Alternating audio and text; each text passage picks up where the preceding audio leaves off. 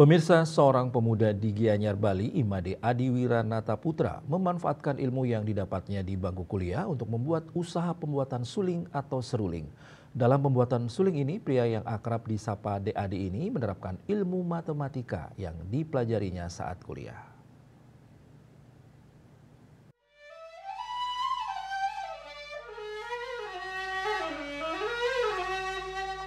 Hal ini terutama dalam hal pembuatan suling yang non-konvensional atau bukan nada standar.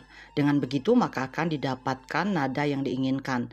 Ketika diwawancarai di program Bali Now Talk Show, Dek Adi menjelaskan bahwa proses pembuatan suling ini berhubungan dengan hitungan matematis. Ia pun sempat berbincang dengan pembuat suling, namun setiap pembuat suling memiliki gaya yang berbeda. Akhirnya Dek Adi memutuskan untuk mencari gaya sendiri sehingga memiliki gaya khas. Sampai sana belajar kayaknya ada hubungannya nih gitu sama hobi saya bikin suling. Nah dari sana saya ketemu adalah pola-pola di suling ini yang bisa kita polakan secara matematis kayak gitu.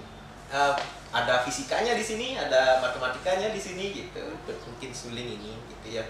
Terus jalan ketemu gininya.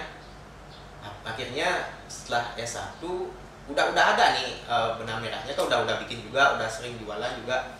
Terus udah ketemu benang merah rumusnya ini ya. Kayaknya di S2 saya buatkan lah itu sebagai tesis saya. Dengan menggunakan ilmu matematika dan fisika, Dek Adi mampu membuat suling dengan nada di luar nada suling pada umumnya. Pola yang ia temukan ini kemudian dijadikan tesis saat menempuh S2 dengan judul kajian etnomatematika pada seruling Bali. Andika, Bali TV.